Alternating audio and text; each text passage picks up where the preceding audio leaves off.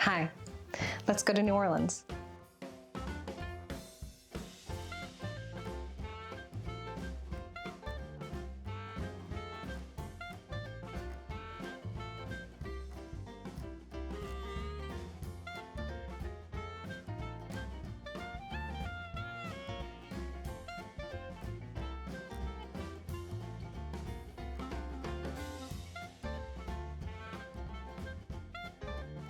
Hi friends, welcome back to my channel. I am the Moss Witch. Thank you so much for being here. And today we are here to talk about one of my favorite places in the US and one of the most magical places in the US, New Orleans, Louisiana. Grab a snack, grab a drink. I've got water today. Lock in and let's get through my definitive guide to New Orleans. New Orleans, Louisiana is one of the most beautiful cities in the world to me. The architecture, colors, the vibrancy, the life, the magic. It is a place one does not forget easily. We landed in New Orleans in early April, just after Mardi Gras, and everything was just starting to bloom again. Now, New Orleans is very temperate. From my understanding, it doesn't get that cold down there in the winter, so I don't believe they have a whole lot of foliage death, but there is absolutely a cycle. One of my favorite things about New Orleans is the beautiful plant life. You have kind of a mix of tropical swampy, and on many of the older oak trees, the Spanish moss hangs, and it is just so spooky and gorgeous. The food culture is a huge, huge part of New Orleans, and it's a huge part of my favorite part about New Orleans. There are a lot of cultural influences in the microculture of New Orleans, and that is all reflected very beautifully in their food. New Orleans, above all, is one of my favorite areas to explore. I love the French and Spanish style architecture. I love the gaslit lamps. And they have some incredible antique offerings as well. Now, we all know your girl loves a bookstore, so one of my favorite places in New Orleans is Crescent City Books. It offers both used and new titles. I find a lot of really, really interesting old works there. Will this get me flagged on YouTube? I hope so. These are both pickups from Crescent City Bookstore from my first trip to New Orleans, actually. And we all know your girl loves gardening, but there is a lot of information on the specific growing patterns in New Orleans, especially when it comes to things we can't grow up here in my area. So I really appreciated being able to learn a little bit about the specific weather patterns and natives of the area. I was really happy to go back to Crescent City Bookstore with my friend, who is also a very avid reader. So she was able to find some really interesting books as well. Some she picked up, some she put on her TBR. Okay, I believe Crescent City also had a first edition and signed copy of this bad boy right here. One of the best works of all time, right? Interview with a Vampire by Anne Rice was something that I think started a lot of us vampy girls off in our childhoods. If you haven't read this book, please read this book. It is a New Orleans classic, especially if you are visiting soon. Bookstore number 2, Faulkner House Books, named after William Faulkner. This place is so, so, so beautiful. I love this bookstore. I love the proprietor. He's a really cool guy, knows his stuff, great stock. Okay, by now, I think a lot of you understand my rotation. Books, coffee, museums, old things. So in any city I visit, I have to find a bookstore and I have to find a coffee shop that I want to go back to time and time again. French Truck is that coffee shop. I can't quite remember at this point what kind of coffee I got, but I do believe it was a specific type of New Orleans specialty coffee that you can really only get in that city. So I thoroughly enjoyed it. I think we were there for 3 or 4 days, and I think I got French Truck multiple times. Another coffee shop with a beautiful atmosphere, Fourth Wall Coffee. This is another place out. So cool, so delicious. Coffee's great, food's great. Check it out. Okay, the one rule, probably not the one rule, but one of the rules about visiting New Orleans is that you have to get a beignet somewhere, but I'd recommend Cafe Beignet. This was our first day off the plane. We needed fuel. We hit that coffee shop, but we also needed sugar. Beignets, if you've never had one, are like donuts, like these soft, doughy donuts with powdered sugar on top, and they're incredible. Huge part of New Orleans culture. Those things carried us through the rest of the trip. We didn't stop talking about them. There was also a point where my camera stopped working and my friend single-handedly fixed it. So you have this vlog thanks to Nick. So everybody in the chat, please thank Nick. By the way, on the last vlog I made, you may have noticed that I said incredible a lot. So let's start. It seems to be a buzzword that I like. It seems to be like a go-to buzzword for me. I don't know. Let's start an incredible counter right here. In case I do this again, I'm going to try to use different adjectives to describe things this time, but no promises. Okay, story time. There is a place in New Orleans that we have nicknamed Creepy's Bar. It's called the Chart Room, formally. We have given it the nickname of Creepy's Bar. It's a really cool old New Orleans bar. So it's got those French doors with floor to ceiling, beautiful windows. You can sit kind of inside the bar, but also like in the window, and you can watch the crowd go by. And there's nothing wrong with the proprietors or anything whatsoever. It's a cool dive bar type place, and I love a dive bar. But at night, the environment is completely different. It's a weird place. One would argue it's a creepy place. When we came in at night, there was a man that followed us in and started yelling at my husband that he was Jared Leto. And he kept calling him Jerry Leto, and we couldn't understand him over the music. So he like yelled Jerry Leto at us for about 5 minutes straight. After that like creepy ass experience, the bartender ended up chasing the guy out. It was creepies from then on. Sorry, I don't make the rules. I just give places nicknames. So here we are, Creepy's Bar. Very cool bathroom though. I do love a place covered in stickers. Next bar you need to go to is the Carousel Bar. And yes, it is literally a carousel in a bar. It's a moving bar. It's slow.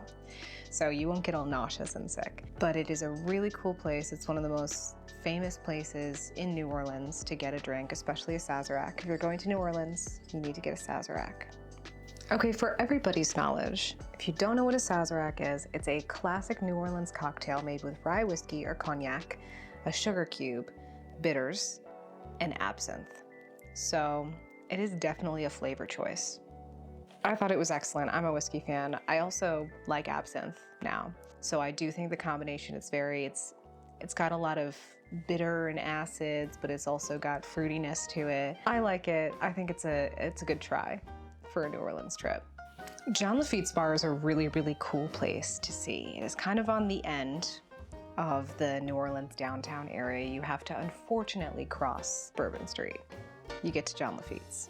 Now, John Lafitte was a pirate that was believed to have buried some treasure in the swamps around New Orleans. And there is a story in some of the areas of the swamps that he haunts the area around where he buried treasure, that he also unalived people to watch over the treasure as a spirit. So really gross, creepy dude. Lafitte's blacksmith shop is named after him. I don't believe it was owned by him, but it is a 1700 structure of the Spanish colonial period in New Orleans. It is one of the oldest surviving structures in the city as well. Cool historical place to visit and drink if you're into that. However, be warned, the purple drink at John Lafitte's is not for the faint of heart. That's where I'll leave it. I would not recommend drinking that specific drink. I would recommend something else. That drink is very heavy. It's like Everclear and bourbon, I believe. Don't quote me on that. We only found this out a day after we drank it and lost time. But go for the atmosphere, go for the very old and cool looking fireplace. Have a drink there, just stay away from that purple stuff. However, the purple drink fiasco, the saga, if you will, did make for a funny story. The next day, we actually told our story to a street poet who ended up writing us a poem about our hellish experience of the purple drink. Worth it? Maybe. New Orleans is a great place to explore. They have a lot of beautiful boutiques, a lot of beautiful shops. I love the antique culture in New Orleans specifically. You know, your girl loves to thrift. I will take any opportunity to thrift tools, clothes, materials, anything that I need. If I can find it secondhand, that's my first choice. But there are also a lot of very talented makers in New Orleans as well. The gas street lamps, which are like an aesthetic staple of the New Orleans streets, are still being made in the city by local makers. And we were able to check out a local workshop, and it was beautiful. It was really cool to see the process of making gas lamps. And according to this specific maker, They export these lamps all over the country, and they're very reliable and very cool. So we love to see that. We love to see a bit of that historical architecture being shared. The Irish Cultural Museum was a really, really important stop for me. It's located like next to a little Irish pub, which we love, but it had a great exhibit on the Great Hunger and the migration specifically to New Orleans from Ireland. So when I say the Great Hunger and grow to more, I'm talking about the potato famine in Ireland, which began as a hunger crisis and continued as a hunger crisis as the British colonizers of Ireland refused to help them. And many, many people died due to that massive mishandling and neglect. This was something that could have been prevented. This was something that could have been stopped, and the English government did not intervene. Therefore, the Great Hunger ensued. This is where we get a lot of the immigration from Ireland to America. So this exhibit actually focused more specifically on those immigrants coming from Ireland and Scotland to New Orleans and the differences those immigrants made in the city. This was a very, very special exhibit for me because it not only educated on local immigration and local impact, but it was also about a month before I was planning to take my Ireland trip, so it was a bit of a primer. Something I also love about New Orleans and New Orleans culture specifically is all the street musicians. We're able to listen to so much free music because of all these incredible people, incredible count, because of all these people sharing their art with us. Not only the music, but also the artwork is fantastic in New Orleans. You have a lot of street artists that are sharing their work, that are putting their work on display. Really beautiful to see. My favorite spooky store in New Orleans is Dark Matter. I didn't get to film a lot in there. The proprietors asked me to limit my filming, and that is absolutely fine. But such cool spooky pieces, taxidermy, witchy items. I love it in there. If you are a spooky forward person and you're visiting New Orleans, visit Dark Matter. Crescent City Conjure is a must visit. They had a dog that I fell in love with. I pretty much walked in, shopped around, talked to the really great proprietor, and then sat on the floor with the dog for like 20 minutes. She was so sweet. So shout out to the Crescent City Conjure dog specifically. And also the wonderful shop owner and the shop. Great place, support it. My favorite New Orleans botanical has to be star jasmine. Jasmine is just everywhere in New Orleans. It grows along the side of buildings. It grows on fence posts. It grows between the cracks. It was just so cool to be able to see this trooper of a plant just take over everything. Definitely a very magical aspect of New Orleans is its plant life, and jasmine is a bright star in that realm. If you are a scent girly like me, please, please, please visit Houve Perfumer. I'm not sure if I'm saying that name right, but that's what it looks like to me. Houve with an accent. Anyway, fantastic scents. I love how they are all inspired by the New Orleans area, concepts of culture within New Orleans, and I noticed that the scents work, this is gonna sound weird, the scents work really well with sweat. So like obviously it's a warmer climate down there, you're sweating more, you're moving around more, and when you sweat and you wear the scents, it just creates such a dynamic chemistry. So I find that to be very witchy. Additionally, it's a very, very old family-owned business. I believe it goes all the way back to the 1700s. Really incredible. Very incredible. I don't think we're gonna get around that word this time. To see such a strong, long business.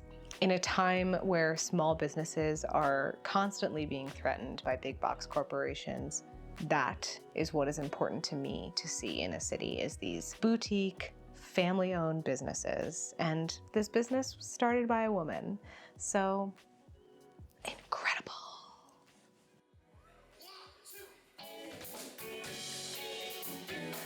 Frenchman Street. Visit Frenchman Street. We were lucky enough to go to Frenchman Street, which is like the jazz capital of New Orleans, during an art bazaar. So there were a ton of small makers, a ton of artists. We love to see it. And as New Orleans is a very artist-friendly town, this was especially special. One might say, incredible. I deeply regret that we did not get the name of that band because that song has lived in infamy in our collective group memory amongst my friends and I.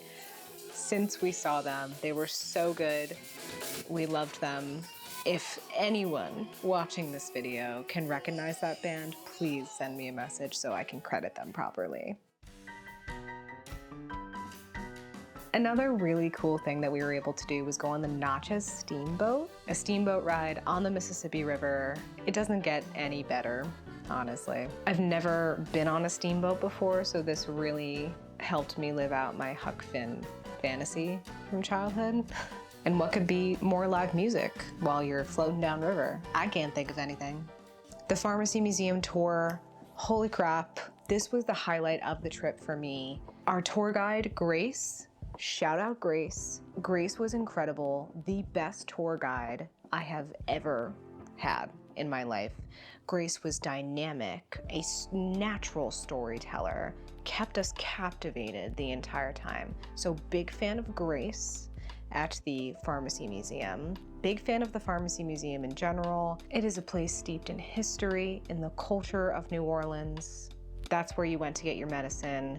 And not only does this museum educate on, Western medicine, but there's also great exhibits on alternative medicine. The Pharmacy Museum takes you all through the history of how medicine really developed in the area and how it was gatekept as well by white men. Shocker, right? Thankfully, this is a place of education and it is a place of equity and equality. So there was a lot of information on how lower income groups got access to medicine, how that was passed through community care, especially how magic was worked into this, how folks were cared for in marginalized communities, in Black communities, and how a lot of that care came from spiritual practitioners like hoodoo practitioners. And this is something that pharmacy, when practiced and capitalized on by these white male practitioners, erased a lot of the cultural community care from those groups and took it out of their hands, completely pushed them out of the folk medicine space. Thankfully, the Pharmacy Museum cares about the true history of the area. So there's a lot of exhibits on hoodoo shops, what their offerings were, how they cared for their community, both magically and medicinally. Very, very lovely to see. Of course, as a practitioner of folk magic that loves the emphasis on local lore and a great lover of folk medicine and herbal medicine, this place was a dream for me. You can pause to read a lot of the exhibit notes. I would highly recommend you do that because I don't think I can communicate properly how influential this museum is. It is a magical, wonderful place, so please visit if you can. We did get to ride on the St. Charles streetcar, which was such a cool trip. I would recommend trying to catch that line if you are streetcarring around New Orleans. Plus it's green, so it was my favorite streetcar for sure. And we were also lucky enough to catch one of the No Kings protests that were moving through the New Orleans streets and the New Orleans parks. Some really awesome signs that people put together. A lot of people showed up in solidarity. We love to see it. If you can't get out there and protest yourself, please do support your local protesting groups. Please support protesters. Please help raise awareness to information, safety procedures. Anything we can do to help support our community is very important during this time. The last thing we did was the Museum of Death. It was all right. Honestly, there was a lot. It was mostly like very serial unaliver stuff. I'm not super interested in that. So if that's something that you're into, if you're really interested in serial unalivers, check it out. I still think it was a cool place to see. I just wouldn't call it the Museum of Death, totally. Thank you for being here today. I hope you enjoyed my definitive tour of New Orleans. I love this city. I would absolutely live here if I could. So please check it out. Please support the local businesses and stay tuned for more travel videos coming to you very soon. I'm pumping them all out now. Love you guys so much. Slán go fóill. Bye for now.